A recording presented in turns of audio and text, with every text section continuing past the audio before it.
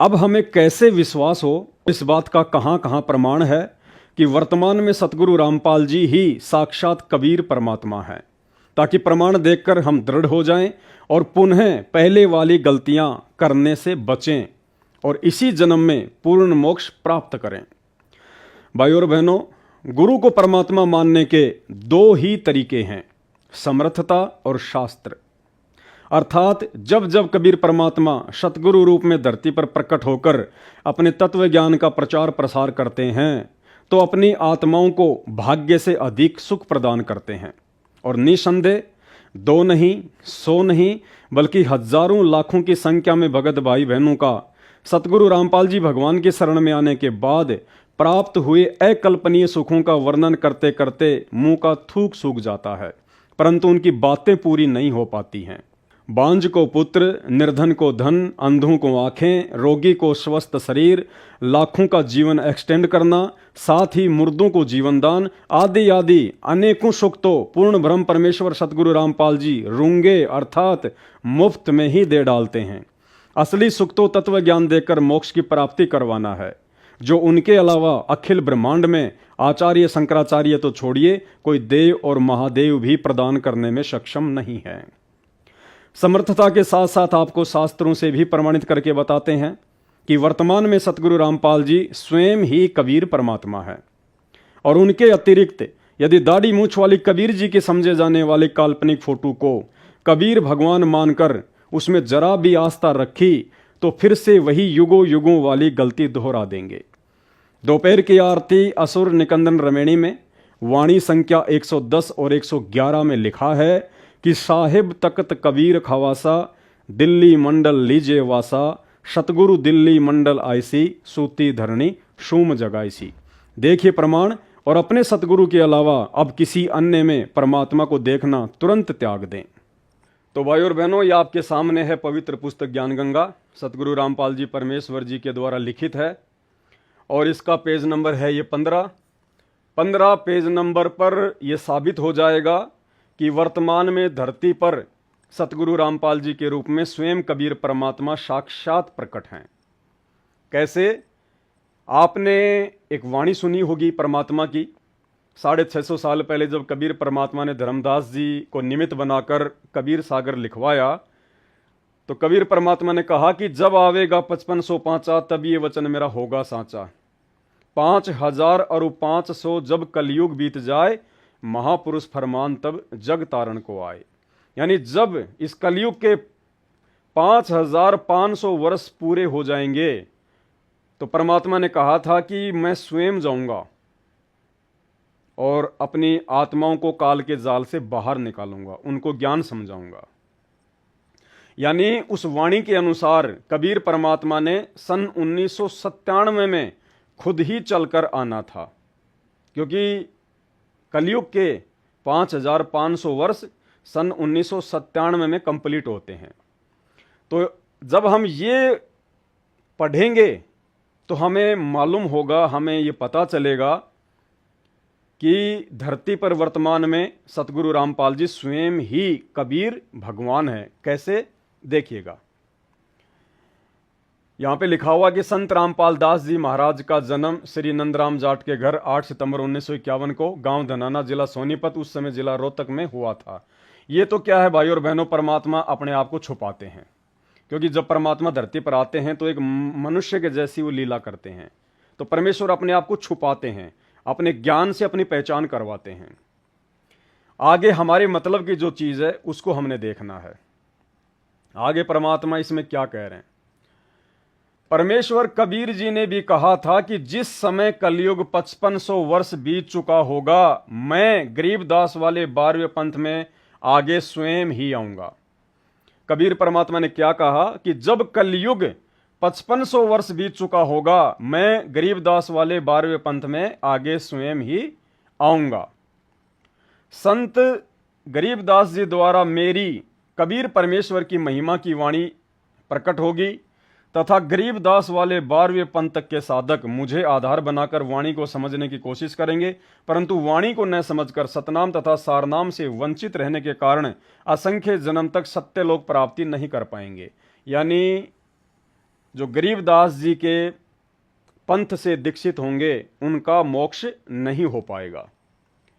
आगे देखिए, उसी 12वें पंथ गरीबदास जी वाले पंथ में कौन आएगा? मैं परमेश्वर कबीर जी ही स्वयं चलकर आऊंगा। कौन आएगा? परमेश्वर कबीर जी। तब संत गरीबदास जी द्वारा प्रकट की गई वाणी को, कौन सी वाणी को? सदग्रंथ साहिब को, जिस वाणी का पाठ आप और हमारे घरों में चल रहा है। तब संत गरीबदास जी द्वारा प्रकट की गई वाणी को मैं यानी कबीर परमेश्वर प्रकट होकर समझाऊंगा। जन्म लेकर नहीं आऊंगा, प्रकट होकर समझाऊंगा। अब भाई और बहनों, हमने देखना क्या है यहां पर कि सतगुरु रामपाल जी कौन है। वाणी के अनुसार परमेश्वर कबीर जी ने भी कहा था कि जिस समय कलयुग 5500 वर्ष बीत चुका होगा, और कलयुग 5500 वर्ष सन 1997 में कंप्लीट होता है। हमें गुरुदेव भगवान ने कई बार अपने सत्संगों में दिखा दिया है कि 5000 और 500 जब कलयुग बीत जाए, महापुरुष फरमान तब जग तारण को आए। यानी जब कलयुग 5505 वर्ष पूरा बीत जाएगा, 5500 वर्ष बीत जाएगा, तो आदरणीय धर्मदास जी को कबीर परमात्मा ने कहा था कि मैं स्वयं ही जाऊंगा। तो कलयुग 5505 वर्ष बीत रहा है 1997 में, और 1997 में धरती पे आकर फिर मैं क्या करूंगा? क्या कहा था परमात्मा ने? क्यों आएंगे परमात्मा? तब संत गरीबदास जी द्वारा प्रकट की गई वाणी को मैं कबीर परमेश्वर प्रकट होकर समझाऊंगा। क्या करेंगे परमात्मा? 1997 में आके गरीबदास जी की वाणियों का खुलासा करेंगे, सदग्रंथ साहिब के ऊपर सत्संग करेंगे। तो भाई और बहनों, परमात्मा तो कह रहे हैं कि मैं 1997 में आऊंगा, जबकि आदरणीय गरीबदास जी महाराज जी की वाणियों का खुलासा तो परम पूज्य सतगुरु रामपाल जी ने 1993 में ही शुरू कर दिया था। 1993 से ही सतगुरु रामपाल जी ने सदग्रंथ साहिब की वाणियों को आधार बनाकर, गरीबदास जी की वाणियों को आधार बनाकर भक्तों को सत्संग करने शुरू कर दिए थे। वाणियों का परमात्मा ने खुलासा करना शुरू कर दिया था। तो कहां 1997 और कहां 1993? और गरीबदास जी की वाणियों का खुलासा और कौन कर सकता है? जिस अमर ग्रंथ में दुनिया की सभी भाषाओं का समावेश है, उस अमर ग्रंथ का खुलासा तो वही कर सकता है जिसको समस्त दुनिया की भाषाओं का ज्ञान हो। तो वो कबीर जी, दाढ़ी मूंछ वाले कबीर जी, उन्होंने तो धर्मदास जी से कहा था कि मैं तो जब कलयुग 5500 वर्ष बीत जाएगा तब आऊंगा, और कलयुग 5500 वर्ष बीत रहा है 1997 में। और क्या करूंगा? आके गरीबदास जी की वाणियों का खुलासा करूंगा। तो वह खुलासा तो सन 1993 में सतगुरु रामपाल जी ने शुरू कर दिया था। तो कबीर परमात्मा के अलावा कौन कर सकता है खुलासा? क्या कह रहे हैं देखिए, मैं परमेश्वर कबीर जी ही स्वयं चलकर आऊंगा। तब संत गरीबदास जी द्वारा प्रकट की गई वाणी को मैं कबीर परमेश्वर प्रकट होकर समझाऊंगा, प्रकट होकर समझाऊंगा। तो आपको कहीं दाढ़ी मूंछ वाला कबीर जी नजर आ रहा है? आपने ऐसा कोई वीडियो, कोई सत्संग देखा हो जिसमें दाढ़ी मूंछ वाले कबीर जी गरीबदास जी की वाणियों का खुलासा कर रहे हों? अगर आपके पास कोई सत्संग हो तो मुझे भी भेजना। अगर नहीं है तो फिर आपको मानना पड़ेगा। ये संकेत कर दिया सतगुरु रामपाल जी भगवान ने। स्पष्ट तौर पर नहीं कहेंगे कि मैं ही कबीर हूं, क्योंकि काल के साथ उनका एग्रीमेंट है, उन्होंने ज्ञान से अपनी पहचान करवानी है। तो परमात्मा ने संकेत छोड़ दिया कि उस दाढ़ी मूंछ वाले भगवान ने, उस कबीर जी ने तो धरती पर आना था 1997 में गरीबदास जी की वाणियों का खुलासा करने के लिए, और 1993 से, क्योंकि संत रामपाल जी भगवान 1993 से ही सत्संग करने लग गए थे गरीबदास जी की वाणियों को लेकर। तो कौन है फिर परमात्मा? स्वयं सतगुरु रामपाल जी धरती पर कबीर परमात्मा है, इसमें कोई संशय नहीं है। भाइयों और बहनों, अब आगे आपको एक और ऐसा प्रमाण देते हैं, उसको देखने के बाद आपको यकीन होगा ही होगा कि वर्तमान में भारतवर्ष की पावन धरती पर सतगुरु रामपाल जी के रूप में ही कबीर परमात्मा प्रकट हैं। यानी हमारा सौभाग्य कि हमारे पूज्य गुरुदेव भगवान सतगुरु रामपाल जी स्वयं ही अल्लाहू अकबर है, कबीर भगवान है। और यदि हमने वर्तमान में पूर्ण मोक्ष चाहिए तो अपने सतगुरुदेव भगवान के अलावा किसी और में भगवान को देखना बंद कर दें। यानी हमारे घरों में अपने पूज्य गुरुदेव जी के अलावा जितने भी फोटोएं हैं, संत गरीबदास जी की, कबीर जी की दाढ़ी मूछ वाली फ़ोटो, दादा गुरु जी की, पंडित चिदानंद जी की, सब फोटोओं को हमने अपने घर से और दरबार से बाहर कर देना है। जल प्रवाह कर दीजिए या घी लगाकर अग्नि में सवा कर दीजिए, क्योंकि परमात्मा कहते हैं एक कै साधे सब सदें और सब साधे सब जाए, माली सींचे मूल को फले फूले अघाए। तो देखिए ये प्रमाण कि कौन है संत रामपाल जी। अपने आप को छुपाएंगे परमात्मा, कदम कदम पर छुपाएंगे, क्योंकि काल के साथ एग्रीमेंट है। काल ने कहा था परमात्मा जबरदस्ती ना करना। काल को पता था कि अगर इस परमात्मा की अगर जी में आ गई तो ये सभी आत्माओं को ले जाएगा यहां से, इतना समर्थ है। तो काल ने प्रार्थना की थी, उनसे वचन ले लिए थे कि परमात्मा आप बाई फोर्स जबरदस्ती किसी के साथ ना करना, आप अपना ज्ञान समझाना। जो आपके ज्ञान को समझकर सतगुरु रूप में गए हुए आप परमात्मा को परमात्मा मान लेगा, आप उसी को सतलोक लेके जाना। और जो इतने प्रमाण दिखाने के बाद भी, इतने सत्संग करने के बाद भी जो आपको भगवान के रूप में स्वीकार ना करे, और गुरु को भगवान के रूप में स्वीकार ना करने का मतलब है जब तक आपके घरों में अपने गुरु जी के अलावा किसी दूसरे साधु संत महात्माओं की फोटो रहती है, आपके दरबार में दाढ़ी मूछ वाले कबीर जी, गरीबदास जी, दादा गुरु जी, पंडित चिदानंद जी, जब तक इनकी फोटो रहेगी, जब तक इनके आगे आप दीपक जलाएंगे, दंडवत करेंगे, जब तक आप इनके आगे आरतियां करेंगे, तब तक यही माना जाएगा कि आपने अपने गुरु को कबीर जी के रूप में स्वीकार नहीं किया है। तो यहां क्या लिखा हुआ है, ये भक्ति बोध पुस्तक है। और भक्ति बोध पुस्तक में जहां असुर निकंदन रमणी शुरू होती है, दोपहर की आरती, तो दोपहर की आरती असुर निकंदन रमणी की वाणी संख्या 110 और 111। क्या लिखा हुआ है यहां पर, साहिब तकत कबीर खवासा और दिल्ली मंडल लीजे वासा। साहिब कौन, कबीर जी। तकत मानी उस कबीर भगवान का सिंहासन सतलोक में। साहिब तकत कबीर खवासा यानी नौकर, यानी उस कबीर परमात्मा का जो सिंहासन है सतलोक में, और उस सिंहासन के पास में जो उनका खास नौकर है, कौन, दिल्ली मंडल लीजे वासा। जीवों का उद्धार करने के लिए कबीर परमात्मा का नौकर दिल्ली मंडल में आएगा। क्या लिखा आगे, सतगुरु दिल्ली मंडल आईसी। तो आज दिल्ली मंडल में कौन आया हुआ है, 8 सितंबर 1951 को सतगुरु रामपाल जी आए हुए हैं। तो यहां सतगुरु रामपाल जी भगवान ने अपने आप को छुपाया है, अपने आप को उस परमात्मा का नौकर बताया है, उस परमात्मा का दास बताया है। आप और हमारे को दास की परिभाषा समझाने के लिए परमेश्वर अपने आप को दास कह रहे हैं, अपने आप को कबीर जी का नौकर कह रहे हैं। जैसे 650 साल पहले कबीर भगवान अपने आप को धर्मदास जी के आगे उस परमात्मा का नौकर कहा करते थे कि भाई मेरे को तो सत्य पुरुष ने भेजा है। कबीर नाम तो वो बता नहीं सकते थे, क्योंकि कबीर नाम से तो वो खुद आए हुए थे।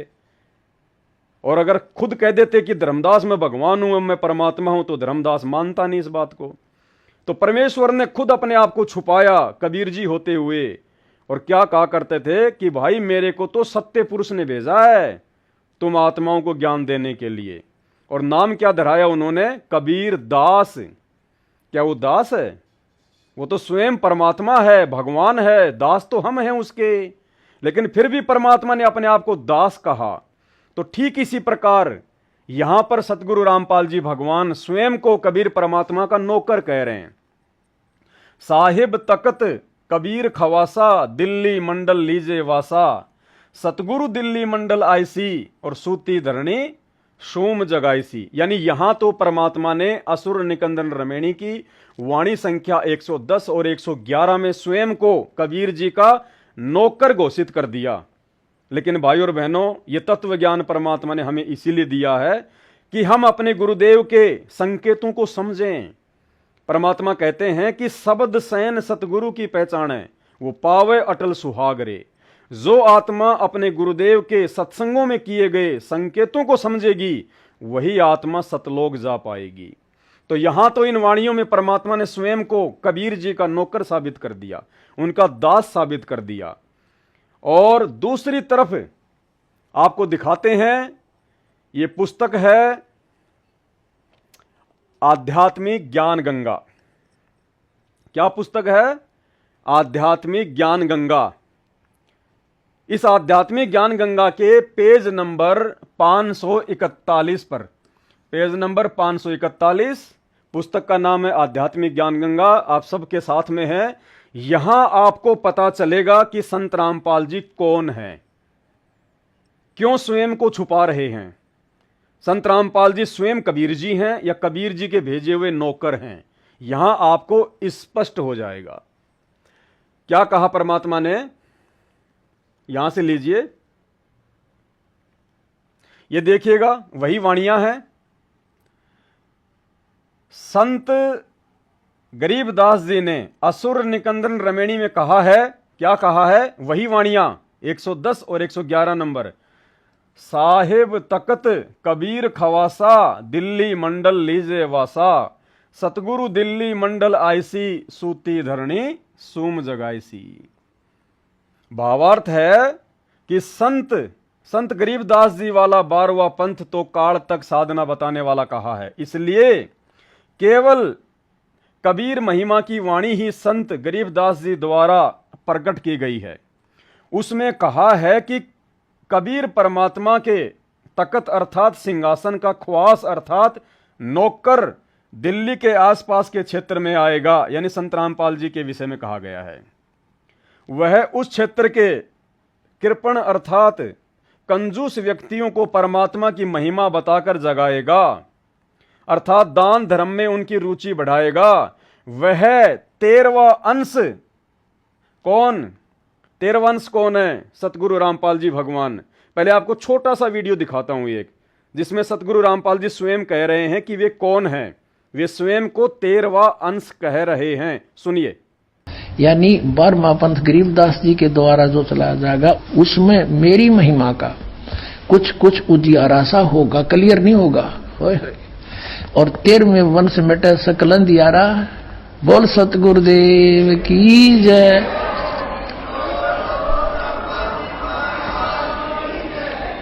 ये 13वां वंश ये दास है जो आपके सामने बैठा है। भाई बच्चों, आप कद पहचानोगे। तो भाई और बहनों, वीडियो आपने सुना और उसी बात का जिक्र यहां पे किया गया है। क्या? उसमें कहा गया है कि कबीर परमात्मा के तकत अर्थात सिंहासन का ख्वास अर्थात नौकर दिल्ली के आसपास के क्षेत्र में आएगा। वह उस क्षेत्र के कंजूस व्यक्तियों को परमात्मा की महिमा बताकर जगाएगा, अर्थात दान धर्म में उनकी रुचि बढ़ाएगा। वह कौन होगा? वह 13वां अंश कबीर परमात्मा के दरबार का उच्चतम सेवक होगा।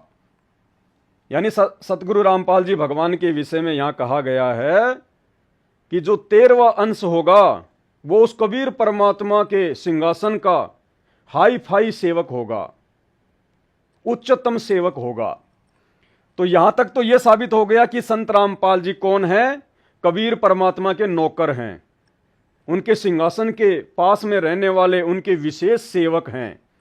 अब आगे सतगुरु रामपाल जी भगवान ने फिर क्या स्पष्ट किया है कि वास्तव में वे नौकर हैं या स्वयं ही वे कबीर भगवान हैं। आगे देखिए, वह कबीर परमेश्वर का अत्यंत कृपा पात्र होगा। अब आगे देखिए, ऋग्वेद में क्या बताया फिर परमात्मा ने। ऋग्वेद मंडल 1 सूक्त 1 मंत्र 7 में उपगने अर्थात उप परमेश्वर कहा है। इसलिए पूर्ण परमात्मा अपना भेद छुपाकर दास रूप में प्रकट होकर अपनी महिमा करता है। यानी यहां पर ऊपर तो सतगुरु रामपाल जी भगवान ने वाणी के अनुसार अपने आप को कबीर जी का नौकर साबित कर दिया, और नीचे ऋग्वेद का रेफरेंस देकर क्या कह रहे हैं? ऋग्वेद मंडल 1 सूक्त 1 मंत्र 7 में उपग्ने अर्थात उप परमेश्वर कहा है। इसलिए पूर्ण परमात्मा, कौन पूर्ण परमात्मा? कबीर जी अपना भेद छुपाकर दास रूप में प्रकट होकर अपनी महिमा करता है। यानी वो परमात्मा स्वयं ही दास रूप में प्रकट होकर, नौकर के रूप में प्रकट होकर, खवास के रूप में प्रकट होकर स्वयं ही वो परमात्मा अपनी महिमा का प्रचार करता है। इसलिए उसी परमेश्वर को ऋग्वेद मंडल 10 सूक्त 4 मंत्र 6 में तस्करा अर्थात आंखों में धूल झोंक कर कार्य करने वाला तस्कर कहा गया है। श्री नानक जी ने उसे ठगवाड़ा कहा है कि वो अपने आप को छुपाता है। इसलिए 13वें अंश को, कौन से 13वें अंश को? खुद का नाम भी लिखा हुआ है गुरुदेव भगवान ने। इसलिए 13वें अंश को, 13वां अंश कौन? सतगुरु रामपाल जी। तो क्या लिख रहे हैं गुरुदेव? इसलिए 13वें अंश को संत रामपाल दास को उनका दास जाने, चाहे स्वयं पूर्ण प्रभु का उपशक्ति रूप उपग्ने समझें। तो यहां गुरुदेव स्पष्ट कह रहे हैं कि चाहे तो मेरे को दास समझ लो या चाहे मेरे को पूर्ण परमात्मा समझ लो, है तो पूर्ण परमात्मा ही, लेकिन लीला परमात्मा अपने आप को छुपा कर करते हैं। तो स्पष्ट लिख दिया गुरु जी ने यहां पर। इसलिए 13वें अंश को संत रामपाल दास को उनका दास जाने, चाहे स्वयं पूर्ण प्रभु का उपशक्ति रूप उपग्ने समझें। इसलिए लिखा है कि 12वें अंश की परंपरा में हम ही चलकर 13वें अंश रूप में आएंगे। अब देखो यहां पे साफ कर दिया कि हम स्वयं ही चलकर आएंगे उस 13वें अंश के रूप में। क्या कर रहे हैं? इसलिए लिखा है कि 12वें अंश की परंपरा में हम ही चलकर 13वें अंश रूप, 13वां अंश रूप कौन? सतगुरु रामपाल जी। 13वें अंश रूप में आएंगे, यानी हम खुद ही, कबीर भगवान कह रहे हैं कि हम खुद ही 13वें अंश संत रामपाल जी के रूप में आएंगे। अब आगे देखिए, वह 13वां वंश कौन? सतगुरु रामपाल जी पूर्ण रूप से अज्ञान अंधेरा समाप्त करके परमेश्वर कबीर जी की वास्तविक महिमा तथा नाम का ज्ञान कराकर सभी पंथों को समाप्त करके एक ही पंथ चलाएगा। और वह कौन होगा? वह 13वां वंश हम परमेश्वर कबीर जी ही होंगे। लास्ट में बिल्कुल स्पष्ट कर दिया कि वह 13वां वंश सतगुरु रामपाल जी, वह 13वां वंश हम परमेश्वर कबीर ही होंगे। तो शंका की कोई गुंजाइश नहीं है, संदेह की कोई गुंजाइश नहीं है। परमेश्वर अपने आप को छुपाता भी है और परमेश्वर अपने आप को बीच बीच में पूर्ण परमात्मा साबित भी कर देता है। तो भाइयों और बहनों, स्पष्ट हो गया है आध्यात्मिक ज्ञान गंगा और पेज नंबर 541। यहां परमात्मा ने बिल्कुल स्पष्ट कर दिया है वो 13वां अंश कौन है। थोड़ी देर पहले आपने वीडियो सुना, वो 13वां अंश सतगुरु रामपाल जी है। और यहां भी परमात्मा ने अपना नाम लिख दिया। इसलिए 13वें अंश को, किसको? संत रामपाल दास को। तो 13वां अंश कौन है? संत रामपाल जी महाराज। और यहां क्या कर दिया? वह 13वां वंश हम परमेश्वर कबीर ही होंगे। यानी वो 13वां अंश कह रहे हैं कि मैं खुद ही हूं कबीर भगवान। स्पष्ट कर दिया आपकी आंखों के सामने। यानी धरती पर वर्तमान में संत रामपाल जी के रूप में कौन प्रकट है? स्वयं कबीर भगवान प्रकट है, कबीर परमात्मा प्रकट है। तो फिर हमने किसी और को भगवान मानकर पूजने की जरूरत क्या है? अगर अपने गुरुदेव को पहचानने के बाद भी हम यदि वो दाढ़ी मूंछ वाले कबीर जी की काल्पनिक फोटो को भगवान मानकर जून के महीने में उसका प्रकट दिवस मनाकर पूजेंगे, उस फोटो को अपने घर पर अपने दरबार में रखेंगे, दादा गुरु जी की फोटो को पूजेंगे, दरबार में रखेंगे, गरीबदास जी की फोटो को रखेंगे, पंडित चिदानंद जी की फोटो को रखेंगे, तो हम काहे के भगत हैं? हम तो फिर वैश्या भक्ति कर रहे हैं। हम तो एक को छोड़ के अनेकों को पूज रहे हैं। जब पता चल गया, स्पष्ट रूप से गुरुदेव ने ही प्रमाणित कर दिया कि 13वें अंश के रूप में स्वयं कबीर परमात्मा ही धरती पर प्रकट है, हमारे गुरुदेव भगवान के रूप में प्रकट है। तो कहते हैं एक के साधे सब सदे और सब साधे सब जाए, माली सींचे मूल को फले फूले आघाए। तो ये प्रमाण आपकी आंखों के सामने।